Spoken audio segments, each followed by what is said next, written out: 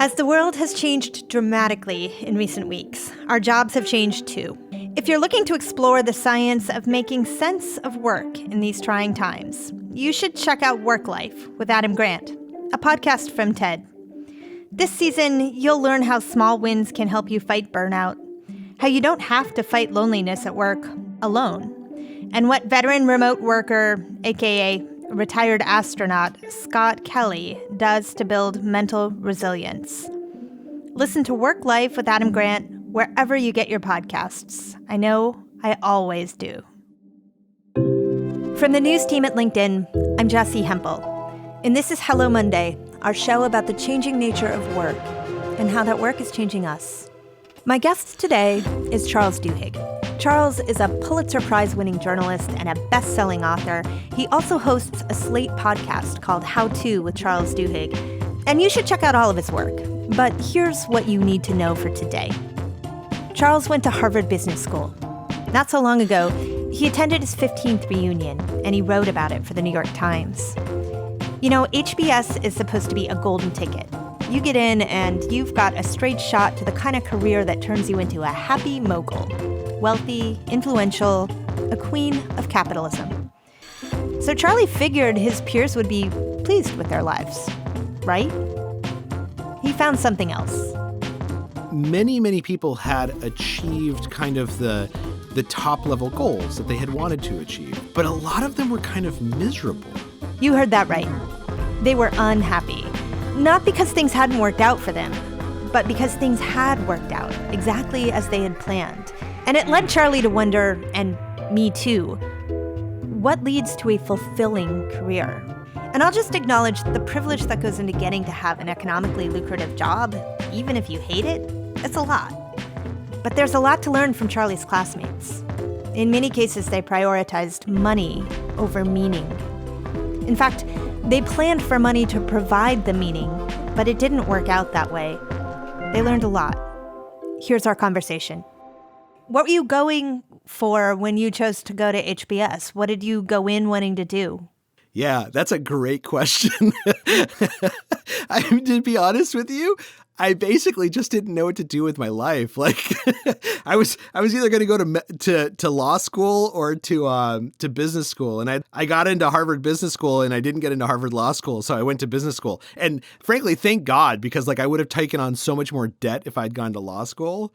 But that's the thing, is that I think that most people who go to business school, they don't go because they're like, oh, there's this one thing I need to learn. And I think actually this is true of a lot of professional master's programs. I think it's true of law school, is that you get a lot of people who like come out and they know that this credential will help them. And it's sort of like buying this insurance policy for the future, right? Like there's only so far I can fall having a Harvard business degree in my pocket, or there's only so far I can fall if I have a law degree. And of course, that's not true. You can like fall all the way down. I know many of people who have. If you think that business school will afford you the opportunity not to have to worry about job stability, journalism school basically is designed to afford you the opportunity to worry about job stability for your entire career. And at some point, I was very worried about that early on. And a mentor said to me, there are 3 types of capital you will need to worry about in your life, and you will worry about them in the wrong order. First, you have social capital. It's where you were born. It's how you know what to do. It is the guarantee that you will have a sofa to sleep on at the end of the day. You need to continue to take care of that. You will think about that least. Then there's educational capital. It's done. It's complete. By the time you get to be an adult, you can build on it. But, you know, if you got a college degree, that's your educational capital. Then there's economic capital. And if you've got the first 2 tied up, you don't really have to worry as much as you think you do about the third. But you will spend your entire life worrying a lot about the third, worrying about how much money you're making, where it's coming from, what you can do with it. I think that's exactly right. When people ask me, like, young people, when they ask me, like, how should I decide what to do next? The first piece of advice I give them is just assume for a second you are going to actually be as successful as you want to be, but also assume it's going to take twice as long as you want it to. And the reason why I think that's helpful is because it's actually true, right? Like, pretty much like if you put your mind to something and you give it enough years, anyone can do anything, but it's going to take a long time, longer than you wish it would take to reach that goal. And what it does is it forces you to ask yourself the question, will I enjoy those years between right now and reaching the goal enough to continue doing it? Because the biggest issue that stands in the way of most people is not their talent. It's their persistence. Like, do they actually like the process enough to stick with it? And that's the other thing I found with a number of my business school classmates is that the ones who were unhappy tended to take jobs that they did not like thinking about outside of their hours on the job.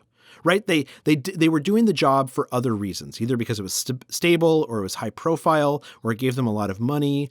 And so when they were done at the end of the day at 5 o'clock or 9 o'clock or whatever, they would stop thinking about the job. And that put them at a huge disadvantage to other people who loved that activity so much that they just wanted to think about it all the time. And those people tended to succeed much faster just because they were literally working twice as hard, because they would go home and they would fall asleep and they were thinking about that deal as they were falling asleep. The same way that when you and I fall asleep, we're thinking about some story or how to solve some problem in the structure of an article. And so I think that if you just assume you're going to be successful, but assume it's going to take a long time to get that to get that success, it forces you to ask yourself some questions like, do I actually like doing this activity? Or am I doing it just because I want the end result? Do you think you need to like doing your job, though? I mean, when I think about being successful in my career, I think about the end goal I want to achieve. I think it might be a little much for me to expect that I'm going to enjoy the process. Yeah, I actually do. I don't, but I'm going to define your job in a different way. So I think that there's lots of people I've met who are accountants at big companies like IBM. And they're not enthusiastic about technology and they're not enthusiastic about accounting, but they love interacting with smart people and helping them. And that is their job. Their job is to help smart people solve problems. And so I think part of it is like, there's the job that's written down on a piece of paper, your job description. And then there's the job that you actually do. And you have to know which part of that job you enjoy and find meaning from. If for no other reason, then you just don't know what else to lean into. You know, I want to go back to this idea that you put forth too, that your HBS classmates would sometimes spend all day at a job that they really had no connection to. They'd want to leave that job and not think about it anymore. And that this might have been one of the reasons they were unhappy.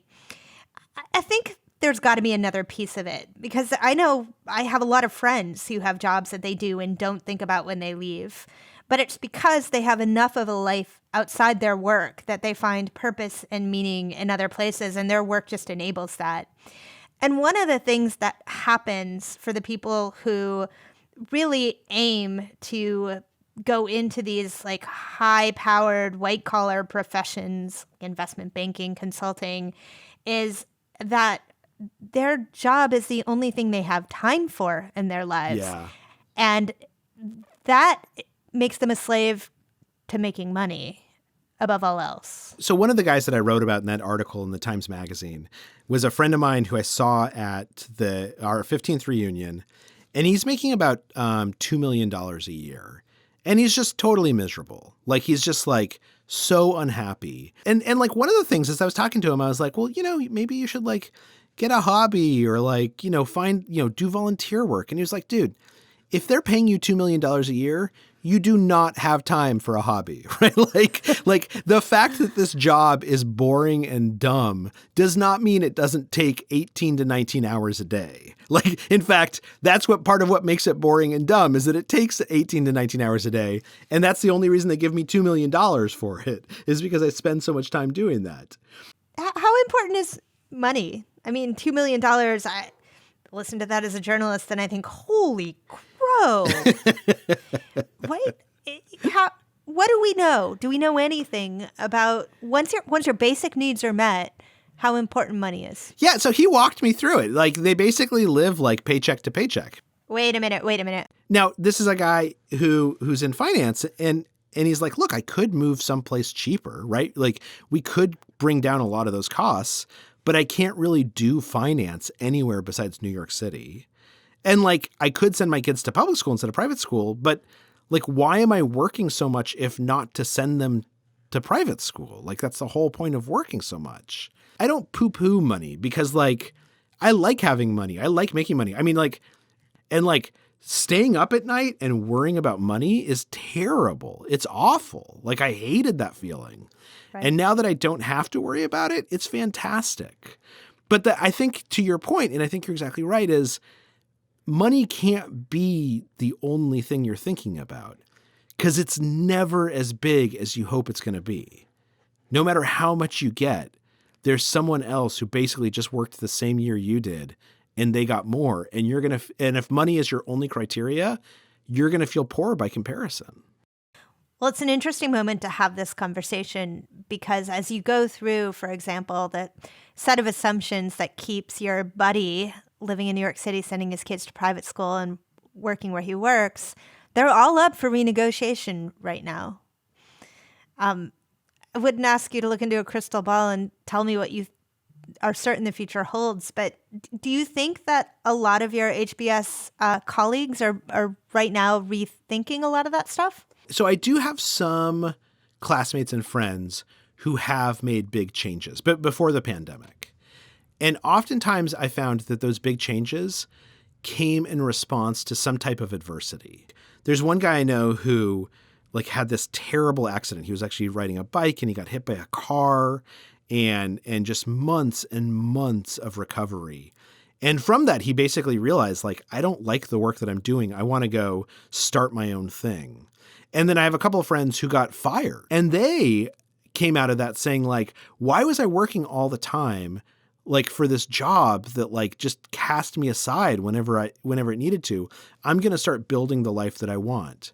And I think that this is true in general. Like, I think that, like, when I look at people who came out of HBS and did well, the ones who did best were the ones who had some hardship. They oftentimes did not get the job they wanted out of business school. And so as a result, they had to go build a career for themselves. And so I think that there are some people for whom this pandemic right now is creating this hardship that makes them really say, like what makes this worth it? What makes life worth it? Like, what choices do I have to make in order to do the things that I want to do? But then there's a lot of other people for whom, frankly, this pandemic, while a huge inconvenience, it won't really be a life-changing hardship for them, right? Like a lot of people who, like, they were in New York and they're relocating to Jackson Hole and, you know, and their bonus is definitely going to be smaller this year, but it's not like it really, like, shakes them deeply. I think that, like, this, you know, there is particularly in the American psyche and particularly among the types of people who go to Harvard Business School or other business schools, there is this romance and infatuation with success. Like, being successful is a goal and an end in and of itself. And I think that that's a little bit of a mistake because I think that if you're successful all the time, you miss out on learning a lot of things that hardship and failure and deep disappointment sometimes seem to be the only tutors to teach us. And the truth of the matter is that when you're successful all the time, your opportunity cost for doing something crazy is just too high. Like, we're lucky if we have failures early because it lowers the bar for us experimenting and learning things. Well, so one of the most interesting things about your reflection on your peers at Harvard was when you mentioned that the people that you saw who were doing the best now were actually those people who didn't get that big job at McKinsey that got looked over. When I get together and I gossip with, like, all of my business school friends, like, at some point the conversation always comes around to, like, who's doing really, really well. So, like, when we talk about, like, who has been successful and who we thought would be more successful, it's really, really interesting because the A+ students, the students who were, like, did really, really well, who everyone assumed were going to be a success, they're all doing fine. But they're not superstars. They're not, like, knocking it out of the park. It's the B to B+ students who are the ones who, like, are just killing it. And the reason they're killing it is because they took some risk early on that paid off. And the A+ students, with some exceptions, there's a couple of people who were A+ students who ended up taking risks, and they are actually, frankly, the ones who liked business school the least or saw the least value in it. But most of the A+ students, they like went to Goldman or they went into private equity. And the truth of the matter is, if you're my age, 45 years old, and you graduated in 2003 from Harvard Business School and you went to Goldman or into private equity, you're never going to become mind-boggling rich. That window has passed us by. The people who become mind-bogglingly rich in 2003 were the people who did something that nobody else thought was a sure bet, like starting an internet company. I was going to say, those are the people that started internet companies. That's exactly right. Right. Yeah. Facebook was starting at about the same time that I was at Harvard. And, Right. and if you had gone to my classmates and you had said, like, do you want to go do this thing called social media? All of them would say, there's no track record there. Why on earth would I take a risk to do that? If anything, they would say, I'm going to go to Google, right? Google has a track record. Well, I guess like one lesson you take from that is that there's no way really to cheat risk entirely and become mind-bogglingly successful. I think that's exactly right. And I think, in fact, I would even take it another step further and say, all of us are too risk averse. I mean, we know this about investors, right? We know that like the average investor does not take on enough risk. But I think it's also true about careers, about life. Like particularly for successful, smart people, you get into a good college, you graduate from college, you've got your choice of law schools or consulting firms to go work for. The opportunity costs of doing something crazy just seem so high. So you just stick with that path and you say like, someday I'm going to do something crazy and I'm going to try and make my stake. And for some people, they find that path is actually great. They love it. They're really rewarded by the work. But the people who don't have those opportunities, they're the ones who went and started like Nike or Apple or Facebook. Well, but I'm going to say something here, Charlie, which is something that you would say to me if I said this. You can say that. I can say that. We're white. We have Ivy League degrees. Like what risk means for somebody with those two criteria is so different than what it means for almost anybody else setting themselves up for their career.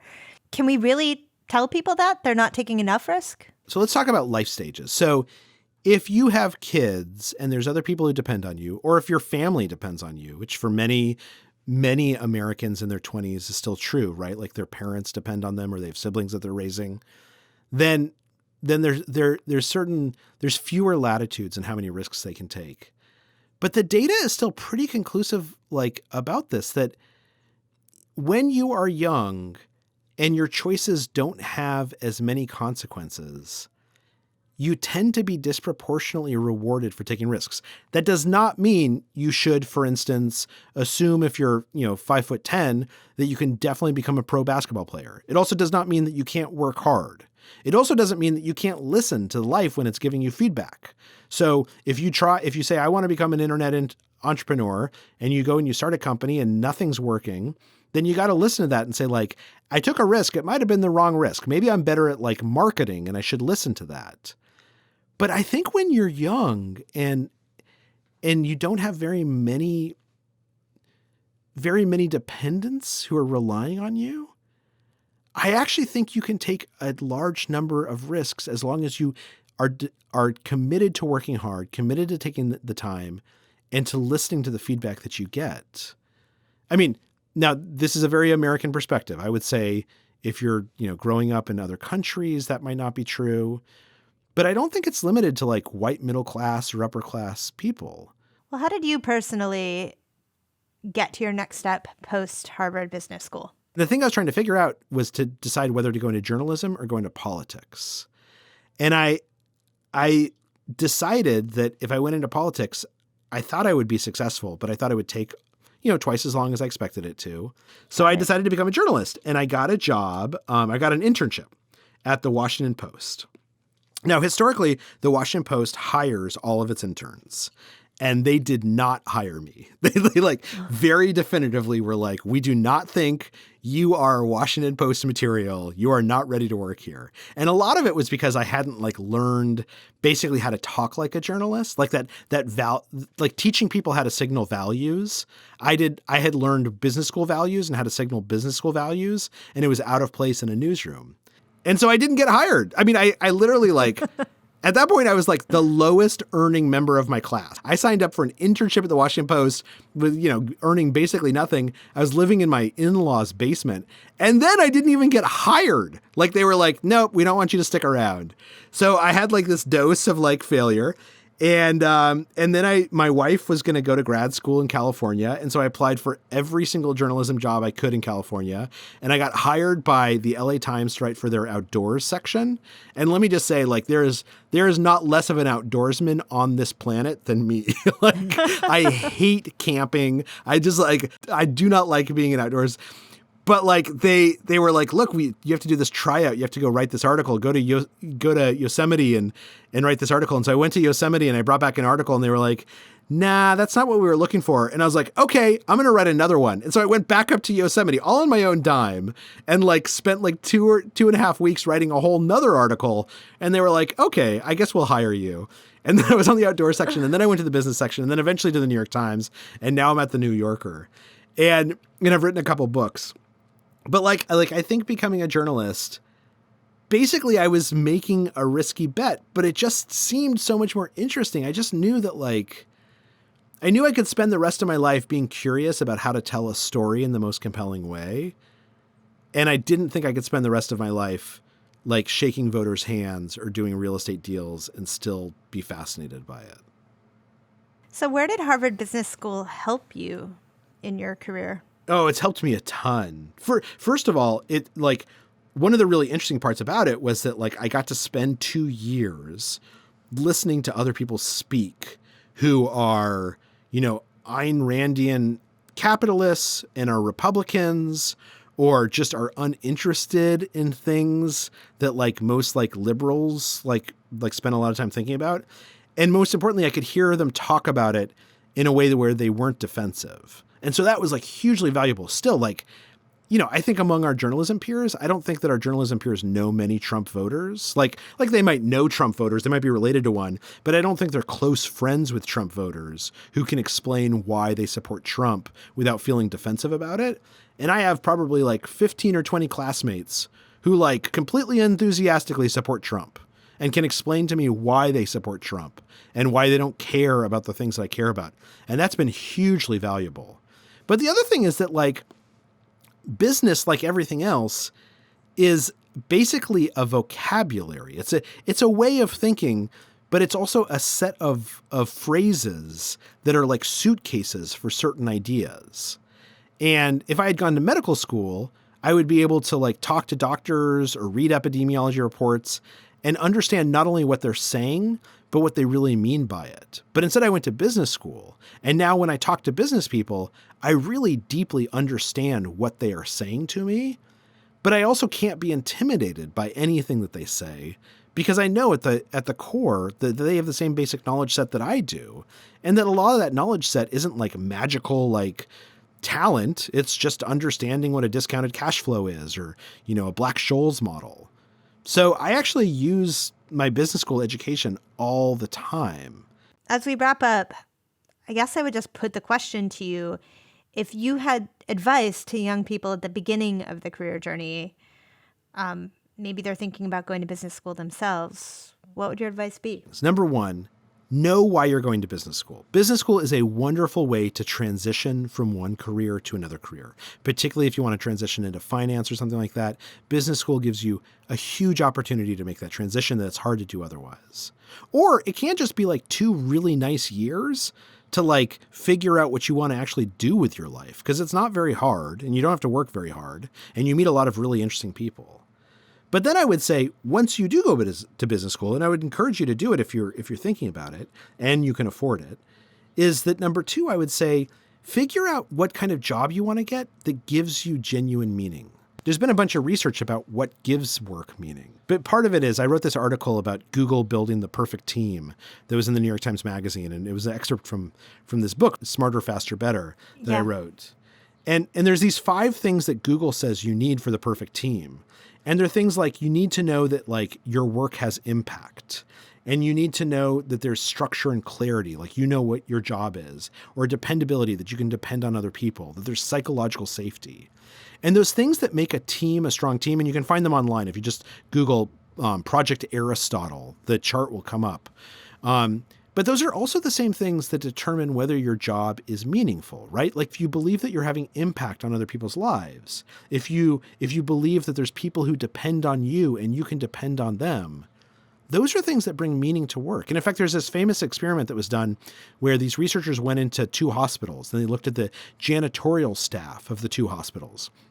And in one hospital, the janitorial staff basically like all hated their jobs and they did terrible, terrible jobs. And in the other hospital, the janitorial staff like would volunteer extra hours to go and clean in patients' rooms. And they asked these janitors, like, why do you love your work so much? And they were like, oh, we're not janitors. We take care of patients. Like when I go and I clean someone's room, I'm taking care of that patient. And I know I'm taking care of that patient because the doctors and the patient's families, they tell me how much it matters for me to come in and freshen up this space. And so janitors would do things like, there was this one woman who worked in a unit where people were in comas, and she would change the art on their walls every week on her own time. Like she wasn't getting paid for this because she felt like it helped people in comas to have their environment change a little bit. And she's someone who said like, I am taking these patients who are in comas, I am helping to revive them. The work you're doing, it matters. I'm not saying it doesn't. But what matters just as much is the story you tell yourself about the impact and the meaningfulness of that work. And oftentimes people who work in finance or have jobs they hate, the work itself can be kind of interesting, but they can't tell themselves a story about why it matters. Find a job where you can tell yourself a story, and that story fascinates you and ennobles you and makes you feel like you're doing something important with your life. And you're never not going to like your job. That is stellar advice. That was Charles Duhigg. His podcast, How To with Charles Duhigg, is available from Slate, wherever you listen to podcasts. Recently, I actually joined a show to help a guy in his late 30s named Donnie think about a career change. I really hope that Donnie finds a job that fills his life with meaning. And you should really check out the show. It's summer somehow. Our economy is showing more signs of life. Some cities are slowly starting to reopen. Join me this week to talk about it over on Hello Monday Office Hours. Producer Sarah Storm and I get together every Wednesday at 3 p.m. Eastern and go live from my LinkedIn profile. It's our coffee break, literally. A chance to visit with listeners and talk about the episode. Is it too much to expect our careers to be meaningful right now? Come tell us about where you find meaning and whether it's at work or not. Hello Monday is a production of LinkedIn. The show is produced by Sarah Storm with help from Madison Schaefer. Joe DeGiorgi mixed our show. Florencia Iriando is head of original audio and video. Dave Pond is our technical director. Maya Mangini, Victoria Taylor, and Juliette Farreau help us make this podcast more meaningful. Our music was composed just for us by the mysterious Breakmaster Cylinder, and you also heard music from Poddington Bear. Dan Roth is the editor-in-chief of LinkedIn. I'm Jessie Hempel. See you next Monday, and thanks for listening.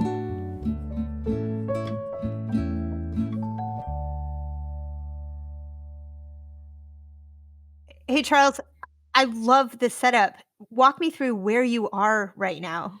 So I'm actually in my, so we have an apartment underneath our house that I have ended up using as like a gym and a studio. So like I'm in this like oversized closet. And what I did is I just, I put a desk in here and then I basically just hung blankets over it so that it's a little bit like sound deadening. That's amazing. Sarah, don't ask me to do that here because my mother-in-law will get annoyed.